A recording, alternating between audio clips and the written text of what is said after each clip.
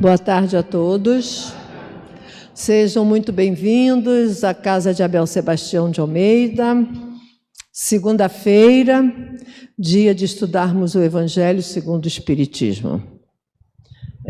Antes de ouvirmos o estudo que a nossa irmã Sueli vai apresentar, vamos ouvir a página de preparo, que a nossa irmã Eliana vai ler, para que nós possamos acalmar, entrar em sintonia com esse ambiente que já está desde cedo nos aguardando para refletirmos sobre o Evangelho de Jesus.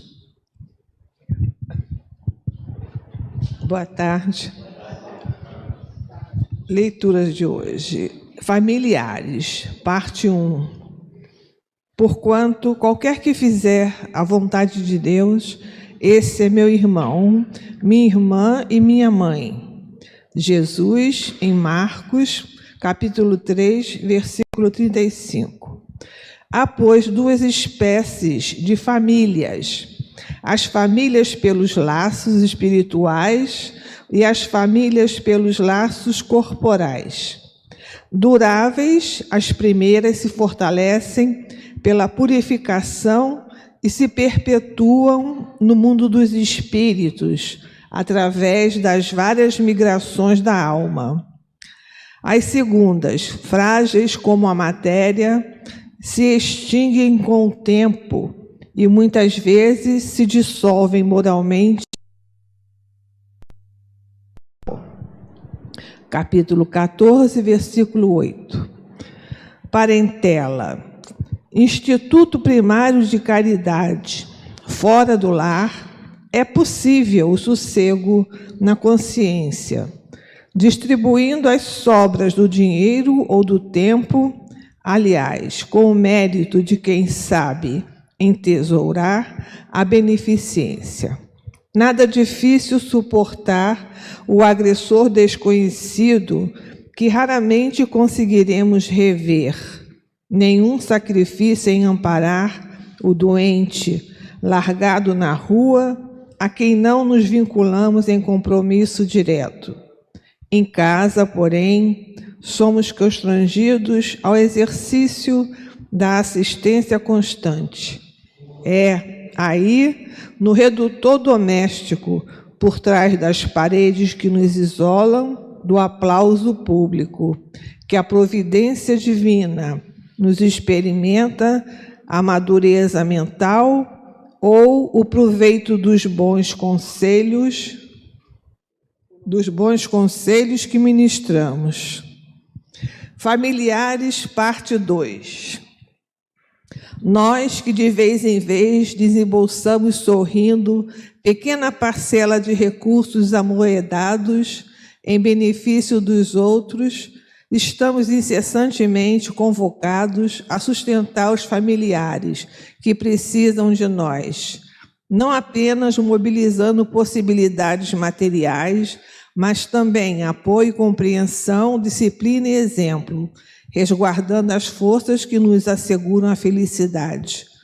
Anseios por encargos sublimes, queres a convivência das entidades superiores, sonhas com a posse dos dons luminescentes, suspira pela ascensão espiritual, contempla, no entanto, o espaço estreito que te serve de moradia e lembra-te da criança na escola.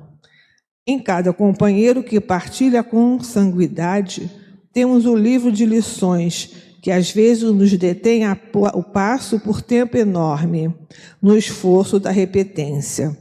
Cada um deles nos impele a desenvolver determinadas virtudes. Num, a paciência, no outro, a lealdade, e ainda em outros, o equilíbrio e a abnegação, a firmeza e a brandura. A pretexto de auxiliar a humanidade, não fujas do cadinho fervente de lutas em que a vida te colocou sob o telhado em que respiras. Ainda mesmo ao preço de todos os valores da existência física, refaze milhares de vezes as tuas demonstrações de humildade e serviço perante as criaturas que te cercam, ostentando os títulos de pai ou mãe, esposo ou esposa, filhos ou irmãos, porque é de tua vitória moral junto deles que depende a tua dimensão definitiva, entre os outros amados que te espera nas vanguardas de luz, em perpetuidade de regozijo, na família maior. Livro da Esperança, Espírito Emmanuel, Psicografia, Francisco Cândido Xavier. Vamos dar início, então, ao nosso estudo de hoje, do Evangelho segundo o Espiritismo. Vamos começar o capítulo 14. Honrai vosso pai e vossa mãe. E a nossa irmã Sueli vai nos apresentar o seu estudo dos itens 1 a 4, piedade filial. Bom estudo para todos.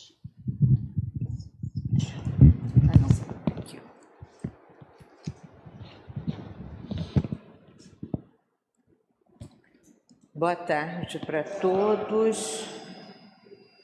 Que a paz de Deus esteja entre todos nós, acalmando os nossos corações, intuindo as nossas ações, de forma que nós tomemos os melhores caminhos, as melhores decisões e encontremos no nosso caminho as melhores palavras de apoio, de ânimo, de esperança. Eu vou pedir licença aos senhores para iniciar o nosso estudo de hoje, iniciar o capítulo 14, lendo um caso, uma história, que está nesse livro Almas em Desfile. O título é A Fama do Rico. O coronel Manuel Rabelo, influente fazendeiro do Brasil Central, fora acometido de paralisia nas pernas. Vivia no leito, rodeado pelos filhos atentos. Muito carinho, muita assistência contínua. No decurso da doença, veio a conhecer a doutrina espírita, que lhe abriu novos horizontes à vida mental. Pouco a pouco, desprendia-se da ideia de posse. Para que morrer com fama de rico? Queria agora a paz, a bênção da paz. Viúvo, dono de expressiva fortuna e prevendo a desencarnação próxima, chamou os 4 filhos adultos e repartiu entre eles os seus bens. Terras, sítios, casas, animais, tudo avaliado em 6 milhões de cruzeiros. Foram divididos escrupulosamente. Com isso, porém, veio a reviravolta. Donos de riqueza própria, os filhos se fizeram distantes e indiferentes. Muito embora as rogativas paternas, as visitas eram raras e as atenções inexistentes. Rabelo, muito triste e quase completamente abandonado, perguntava a si mesmo se não havia cometido precipitação ou imprudência. Os filhos não eram espíritas e mostravam irresponsabilidade completa. Nessa conjuntura, apareceu-lhe antigo e inesperado devedor. O coronel Antônio Matias, seu amigo da mocidade, veio desobrigar-se de empréstimo vultoso que havia tomado sob palavra e pagou-lhe 2 milhões de cruzeiros. Na presença de 2 dos filhos, Rabelo colocou o dinheiro em cofre forte ao pé da cama. Sobreveio o imprevisto. Os 4 filhos voltaram às antigas manifestações de ternura. Revezavam-se junto dele. Papas de aveia, caldos de galinha, frutas e vitaminas. Mantinham cobertores quentes e fiscalizavam a passagem do vento pelas janelas. Raramente Rabelo ficava algumas horas sozinho. E assim viveu ainda 2 anos, desencarnando em grande serenidade.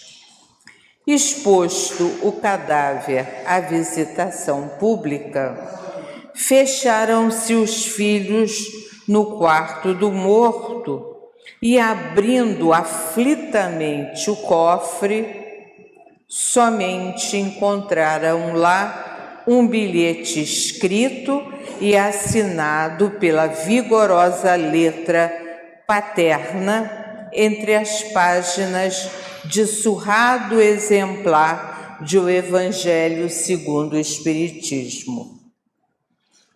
O papel dizia: meus filhos, Deus abençoe vocês todos. O dinheiro que me restava distribuí entre vários amigos para obras espíritas de caridade. Lego, porém, a vocês o capítulo 14º de O Evangelho segundo o Espiritismo. E os 4, extremamente desapontados, leram a legenda que se seguia: honrai a vosso pai e a vossa mãe. Piedade filial. Senhores, é disso que hoje nós vamos falar. Piedade filial, que é o capítulo 14, intitulado Honrai vosso pai e vossa mãe, nos itens 1 a 4. Então, eu coloquei nesse primeiro slide os 3 itens que vão ser desenvolvidos nessa nossa conversa. Então, de acordo, se encontra lá nos comentários ao Evangelho de São Marcos, de São Lucas e de São Mateus, os mandamentos: não cometereis adultério, não matareis, não roubareis, não prestareis falso testemunho, não fareis agravo a ninguém, honrareis o vosso pai e a vossa mãe. Honrai a vosso pai e a vossa mãe, a fim de viverdes longo tempo na terra que o Senhor, vosso Deus, vos dará. E, finalmente, piedade filial.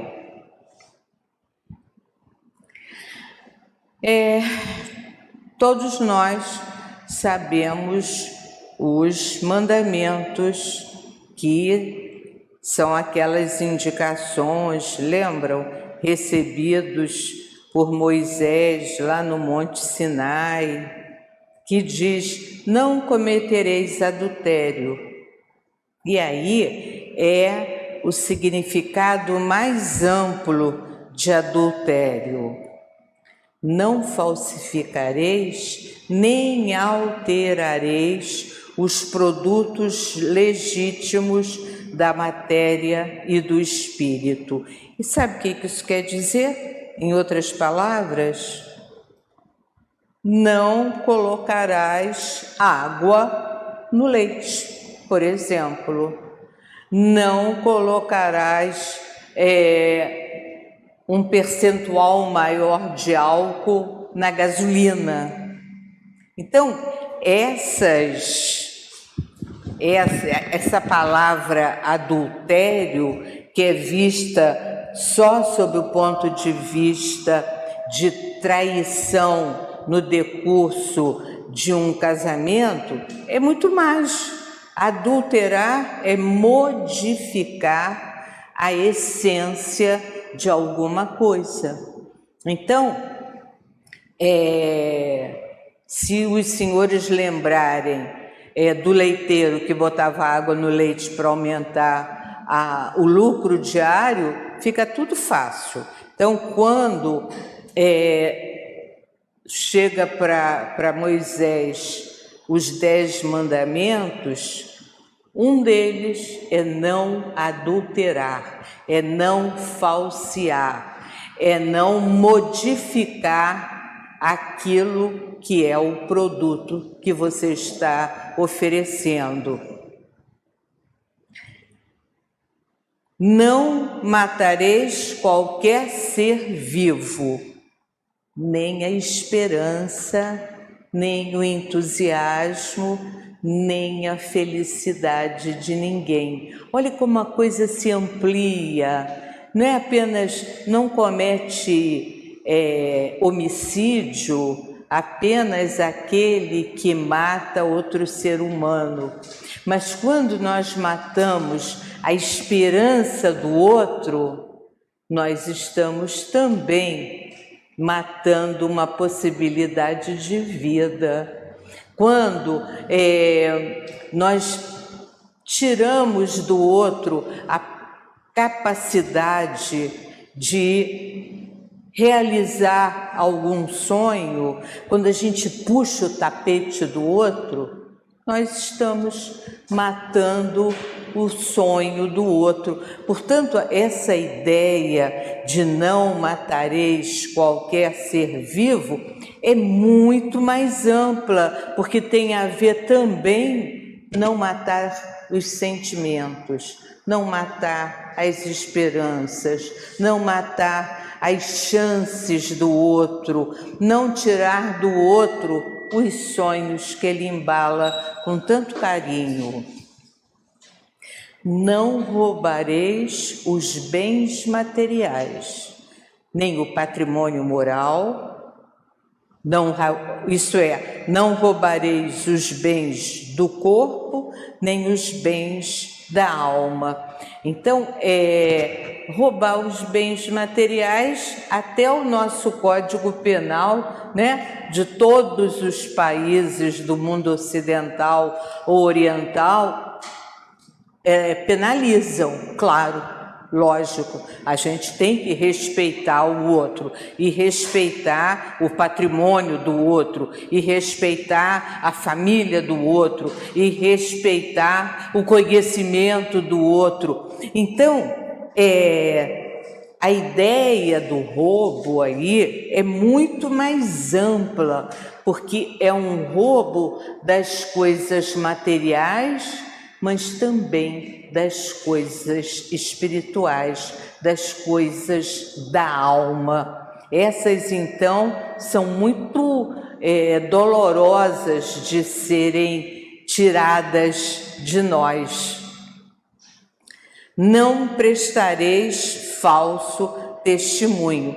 Óbvio, ninguém vai dizer que viu o que não viu, embora nós estejamos vivendo um momento muito difícil. A humanidade está vivendo um momento crucial, e entre nós aqui, nós estamos vendo isso o tempo todo, as pessoas declarando verdades e depois se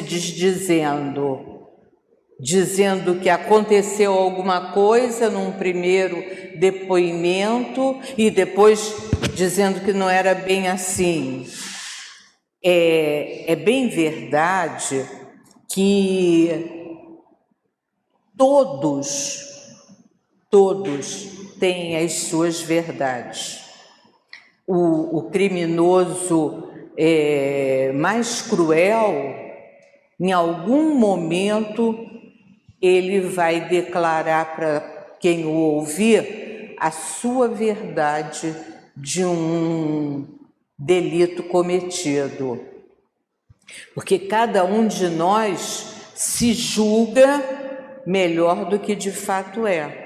Então, cada um tem a sua verdade e ignora a verdade do outro. Então, volta e meia, sem querer até, as pessoas testemunham fatos que não são verdadeiros. Mas para isso, nós temos o nosso livre-arbítrio, nós somos dotados de razão para pensar, para fazer escolhas. Então, atenção, cada um, atenção com os próprios atos, com as próprias palavras. Não fareis agravo a ninguém, quer dizer, a gente não deve penalizar ninguém, não deve faltar com a compaixão com ninguém. Honrareis o vosso pai e a vossa mãe, amando-os tanto quanto a nós mesmos, e mais, respeitando-os e amparando-os nas suas necessidades. Então, esse é o tema sobre o qual nós vamos refletir, né? Amar pai e mãe. Ora, nós devemos aos nossos pais o maior dos nossos bens, a nossa vida. Então, só por isso, imagina, olha o que eu falei, só por isso, por conta de uma coisa tão importante que é a nossa vida, ainda que depois que eles nos dessem a vida, cruzassem os braços e não fizessem mais nada, nós ainda teríamos que ser muito gratos, deveríamos olhar para esse casal que nos ofereceu parte do próprio condicionamento físico para que nós existíssemos, nós deveríamos respeitá-los e amá-los até onde nos fosse possível. Só que pai e mãe é muito mais do que isso, né? Pai e mãe, eles, além de nos darem a vida, eles nos dão a vida deles para nós. Eles passam a viver em função do nosso bem-estar, da nossa evolução, da nossa preparação para vivermos melhor. Eles nos protegem o tempo todo. E Jesus ensinou à humanidade que somente o cumprimento dos mandamentos divinos permitiria aos homens o acesso à terra prometida, onde se regozijarão com o prazer e a felicidade que ali existem. A terra prometida é o grande ponto de reflexão nesse momento. A gente sabe que os judeus viveram longo tempo sem pátria, né? Viveram sem pátria, largados pelo mundo afora. Até que, se não me engano, em 1943, o Oswaldo Aranha era parte da ONU na época da Segunda Guerra Mundial, e ele conseguiu que fosse estabelecido um território lá no Oriente Médio, que seria dividido entre judeus e muçulmanos e árabes.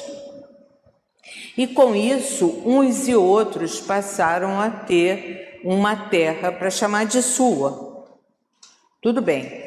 Então, hoje em dia, os judeus trazem muito arraigado na cultura deles a cultura da terra prometida, né? A terra prometida é olha só, um oásis de bem-aventurança, de beleza, de frescor, de água. Repararam? Todas as palavras que eu falei se opõem àquele ambiente hostil do deserto, que é aonde foi construído. Por exemplo, estou usando exemplos mais próximos, fica mais fácil da gente falar. Onde foi construído Israel?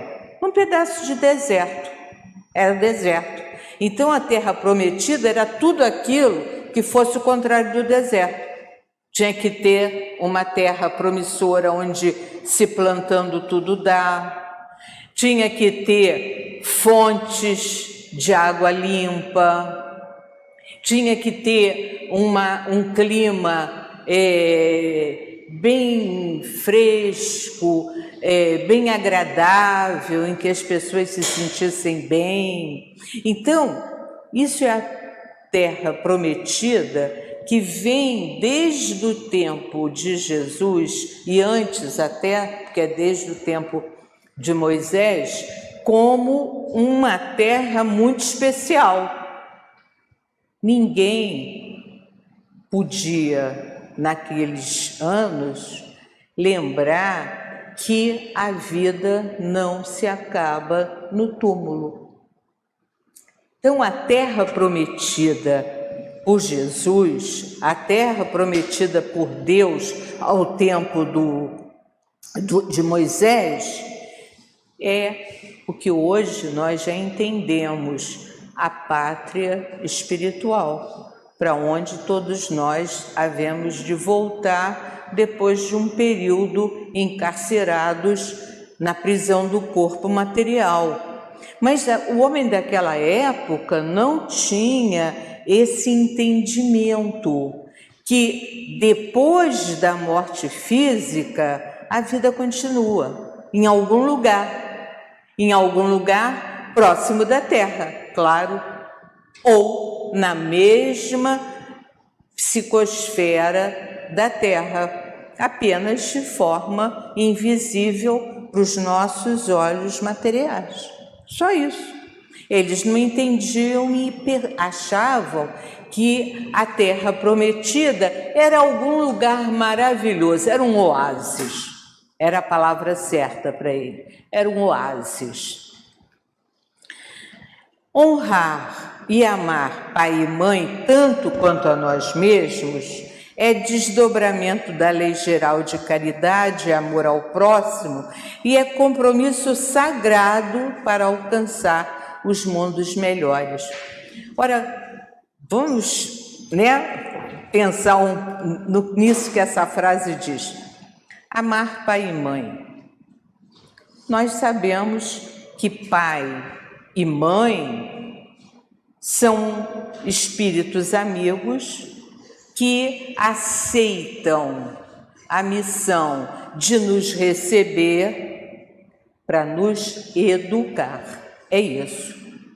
Portanto, pai e mãe são de verdade espíritos que aceitam que vão ficar responsáveis por espíritos cheios de falhas, cheios de vícios, absurdamente ignorantes, que precisam ser lapidados. Então, se todo homem e toda mulher, quando decidissem ter filhos, pensassem nisso, iam se dar conta da responsabilidade fantástica que estão assumindo e, ao mesmo tempo, ficariam extremamente orgulhosos de serem distinguidos por Deus para continuar a sua obra de aperfeiçoamento da humanidade. Porque é isso que pai e mãe fazem. Sejam eles quem forem, pai e mãe recebe a responsabilidade de guiar, de orientar aqueles espíritos que têm a chance de ganhar um novo corpo e reencarnar na Terra. Então, só por isso,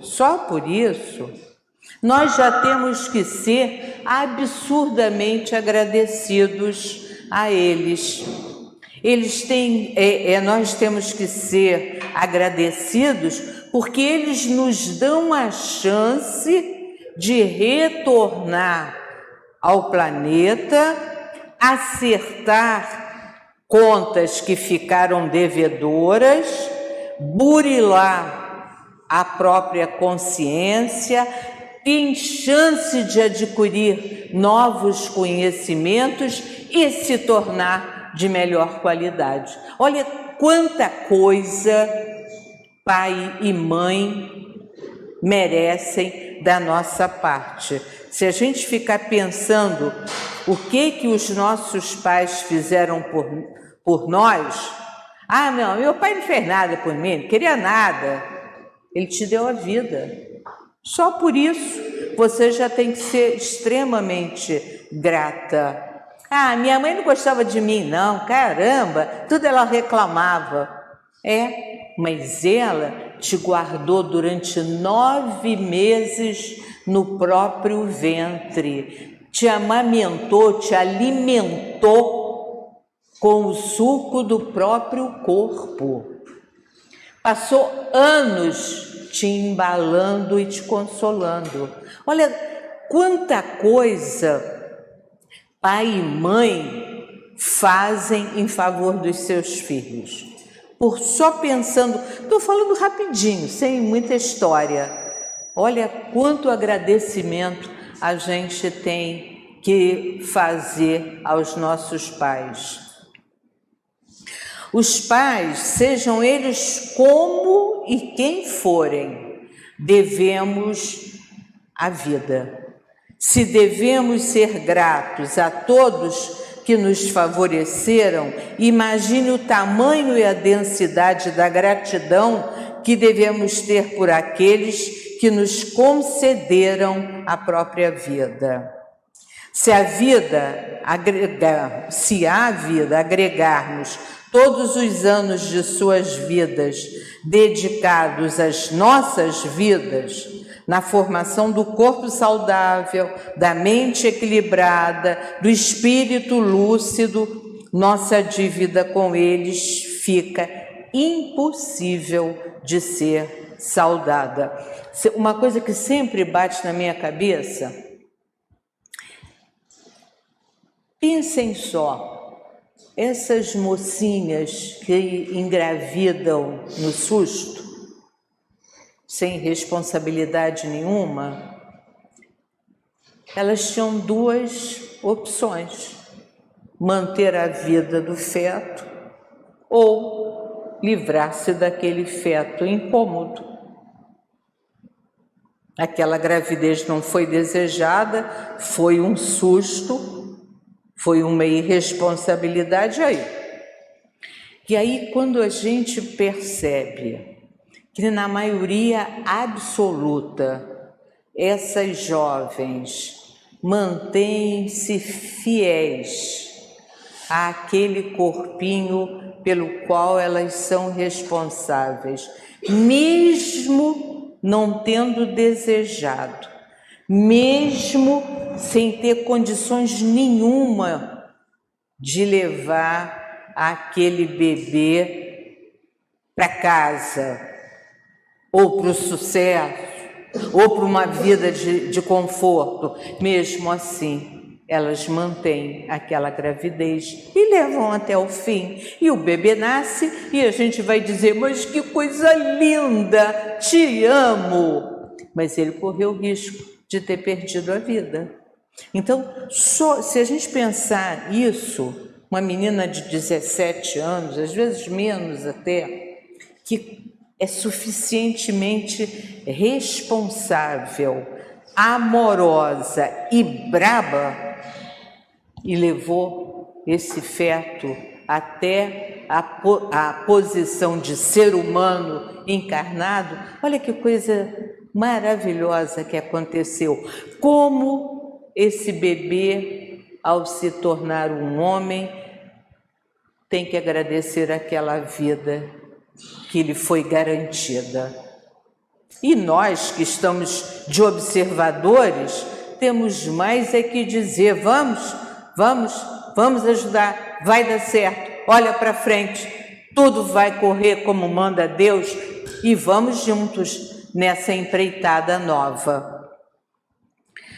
Então, honrai o vosso pai e a vossa mãe, a fim de viverdes longo tempo na terra que o Senhor vosso Deus vos dará. Olha aquilo que eu falei ainda agora. A generosidade dos filhos com os pais é simples dever de retribuição do bem com o bem, do cuidado com cuidado, do afeto com afeto. Não é amar ao próximo como a si mesmo? Então, ninguém me ama mais do que eu mesma, é óbvio. E eu vou amar o meu pai e a minha mãe como eu me amo. E se ele me deu afeto, eu vou dar a ele também. E se ele me deu cuidados, eu vou dar também. Se ele me beneficiou, claro, eu estou aqui, então eu tenho que retribuir esse bem. E se ele não me deu nada, só me deu a vida, ainda assim eu tenho que mantê-lo vivo, saudável, confortável, feliz. Ele me deu a minha vida.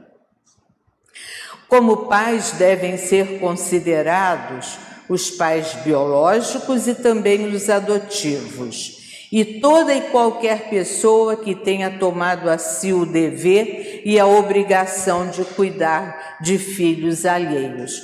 Pais adotivos são pessoas especiais, com certeza, devem ter uma posição maravilhosa aos pés de Deus, porque eles conseguem fazer todos os sacrifícios que os pais fazem pelos seus filhos, não tendo gerado aqueles entes que estão sob a sua tutela.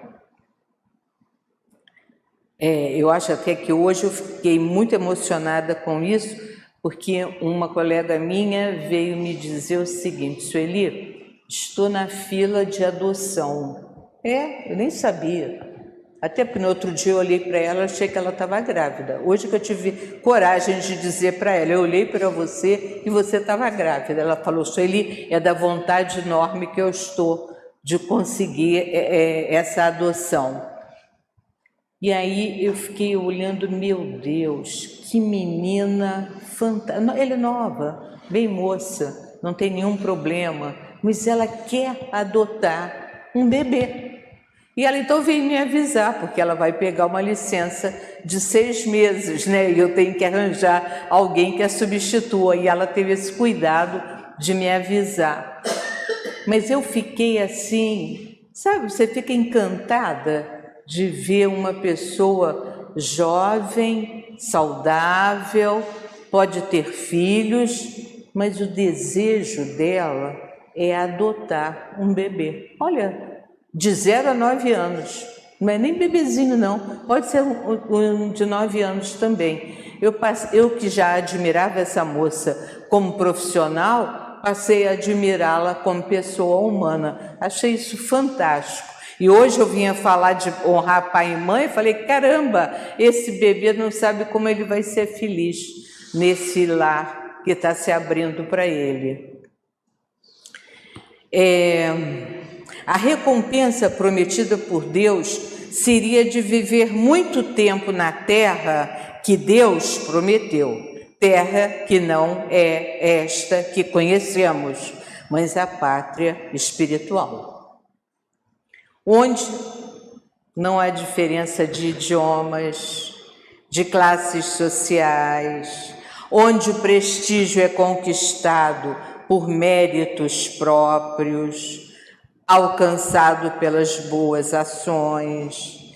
Nesse lugar especial é onde ficaremos por mais tempo, longe do ciclo das encarnações, liberados da prisão que o corpo de carne representa, livre das dores físicas, das angústias, dos medos.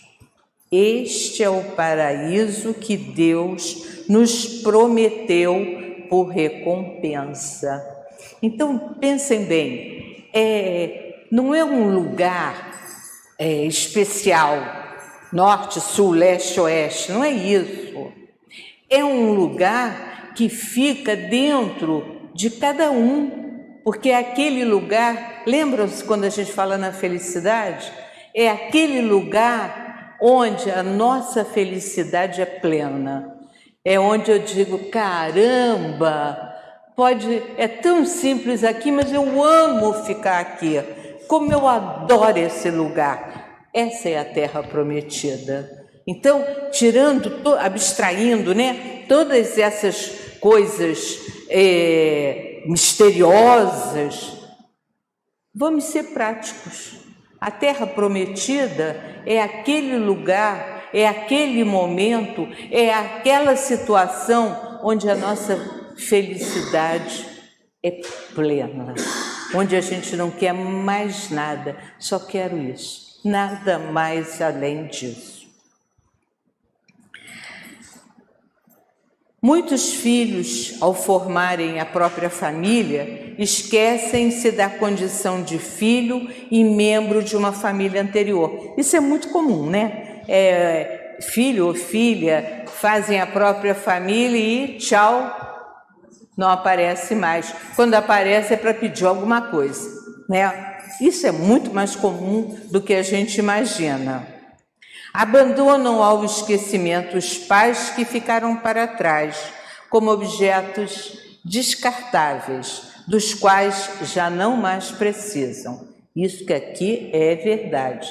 Gostaria que não fosse, mas lamentavelmente é. Grande falta, grande erro cometem esses filhos. Esquecem o passado e esboçam um futuro infeliz. Pois ao esquecerem os pais, educam os próprios filhos no esquecimento, na cultura do descartável, na filosofia consumista, capaz de exaurir os bens materiais e, igualmente, os morais, emocionais e espirituais, já que, querendo ou não, são exemplos positivos ou negativos para os próprios filhos. Isso é a coisa mais certa, né? Todos nós conhecemos histórias para exemplificar isso. Lembrar que, querendo ou não querendo, nós somos exemplos. Se bom exemplo, ótimo. Se for mau exemplo, azar o teu. Se você foi um bom pai, os seus filhos vão também ser bons pais e serão muito felizes com a família que organizam, com a família de onde são oriundos. Dá sempre para dividir, para cuidar, não relegar os pais velhos, que já não conseguem trabalhar, que têm dificuldade de locomoção, ao cômodo mais pobre da casa. Bem pelo contrário, a eles deve ser concedido o melhor lugar, o mais confortável, a alimentação mais saudável possível. Fazer como, nesse ponto, a cultura chinesa é excelente. O que eles reverenciam, o velho, é uma coisa fantástica. Ninguém precisa dizer nada. Levanta, que esse senhor está chegando, senta. Nada disso. Chegou uma pessoa mais idosa, imediatamente o jovem fica de pé e oferece o lugar para aquele mais idoso. É uma cultura de amor, de respeito ao idoso, aos antepassados, aos pais, aos avós, que é uma coisa extraordinária. A gente pode ter algumas reticências a respeito da cultura chinesa, mas nisso eles são magistrais. A generosidade dos filhos para com os pais é simples dever de retribuição do bem com o bem, do cuidado com o cuidado, do afeto com o afeto. Repito, é obrigação nossa. Mas, dominados pela ignorância, pelo egoísmo, revelamo-nos maus filhos. A juventude, com sua força explosiva, nos empurra fortemente para a frente e nos impede de ver a nossa volta. Desejosos de efetuar conquistas individuais, deixamos de assistir com o necessário desvelo pais e mães que ao nosso lado caminham, mas um passo atrás, que é o que suas forças lhe permitem. O que a gente sabe, conhece de pais e mães, independentemente de serem ricos ou pobres, deixados para trás, é um absurdo. É um absurdo.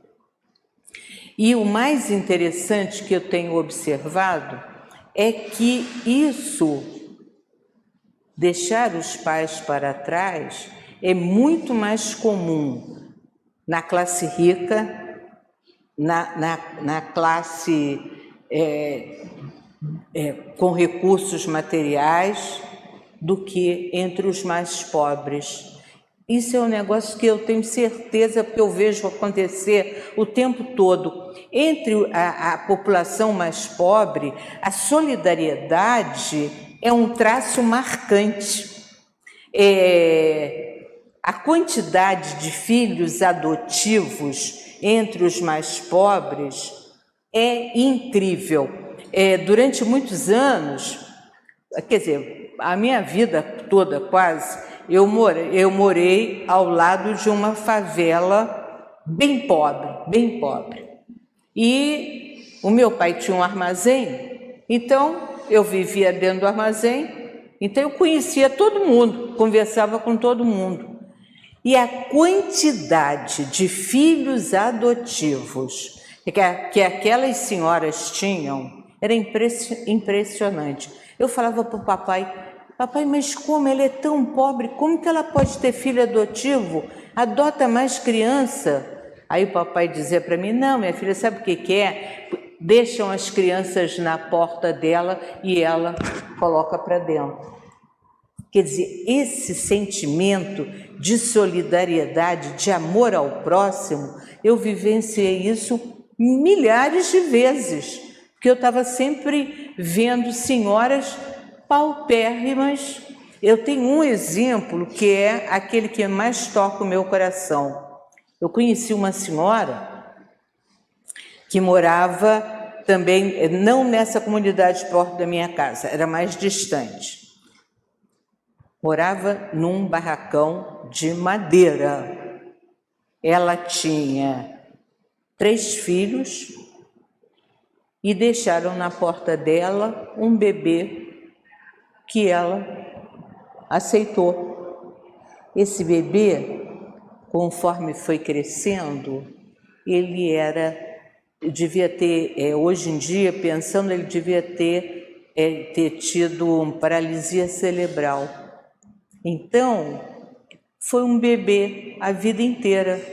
Ele veio a falecer, acho que com mais de 40 anos. E eu acompanhei essa história. Depois que essa senhora morreu, a filha assumiu esse menino, que morreu já um homem feito. Mas ele nunca deixou de ser um bebê. Filho de quem? Eles nunca souberam. Mas a Dona Maria era a mãe dele, com todo o amor do mundo. Ela falava dele, Marquinhos, que ela falava. Marquinhos. Está tão bonitinho, está uma graça, ele está bem agora. Era impressionante. E o Marquinhos era uma criança que não levantava nem a cabeça, nem mexia um braço, nada, não fazia nada. Então, orando e vigiando, nos defendemos dos nossos inimigos, buscando forças, coragem e discernimento. Conquistamos amigos e aliados e vamos nos defendendo do egoísmo, do orgulho, da vaidade, do amor próprio, verdadeiros inimigos ocultos do nosso crescimento espiritual.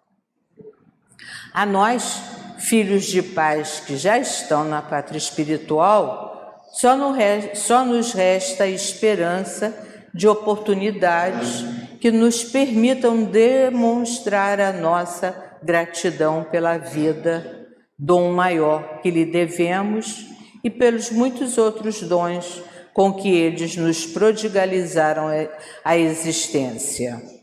Ao mesmo tempo, nos confessamos arrependidos pelos atos de desamor praticados por nós contra eles. Somente a forma da gente acertar essa conta.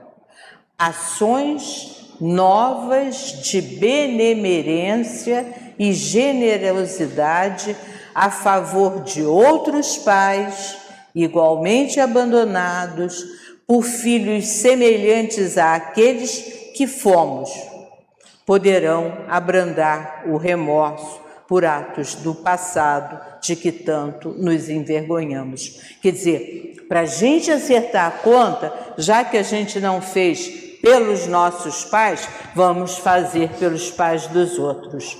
Aí ele é aquele negócio, né? A gente não anda para trás, só pode andar para frente. E andar para frente significa desfazer o que a gente fez, não dá. Mas fazer coisas novas a gente pode. E é isso que a gente tem que fazer, não tem jeito. Piedade filial é a gratidão e a alegria pelo cumprimento das assertivas do alto.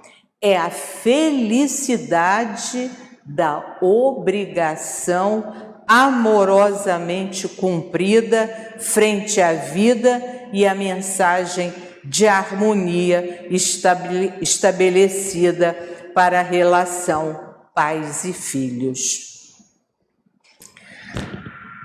Bom, comecei lendo e vou acabar lendo. Uma coisa que eu achei linda e que devo dizer, não fui eu que trouxe. Não, que não, está aqui. Não fui eu que trouxe. Eu botei isso dentro da minha pasta. Quando cheguei aqui, não sabia por quê. Pouco antes de começar a falar, eu descobri. A principal tarefa dos pais é a de preparar o filho para fazer sempre o melhor, com consciência de dever e senso de responsabilidade, como lembra a composição poética de Douglas MacLeod. Quer dizer, para a gente respeitar os nossos pais, nós estamos também mostrando aos nossos filhos uma lição de respeito. Se você não puder ser um pinheiro no topo da colina, seja um arbusto no vale, mas seja o melhor arbusto à margem do regato. Seja um ramo, se não puder ser uma árvore. Se não puder ser um ramo, seja um pouco de relva e dê alegria a algum caminho. Se não puder ser almísca, seja então apenas uma tilha, mas a tilha mais viva do lago. Não podemos ser todos capitães, temos de ser tripulação. Há alguma coisa para todos nós aqui. Há grandes obras e outras menores a realizar. E é a próxima a tarefa que devemos empreender. Se você não puder ser uma estrada, seja apenas uma senda. Se não puder ser sol, seja uma estrela. Não é pelo tamanho que terá êxito ou fracasso, mas seja o melhor do que quer que você seja. Sejamos todos nós agradecidos a Deus por ter conseguido um corpo para reencarnar e agradecidos a esses irmãos que nos serviram de pais e mães, nos orientando nessa vida que nos foi concedida. Muito obrigada.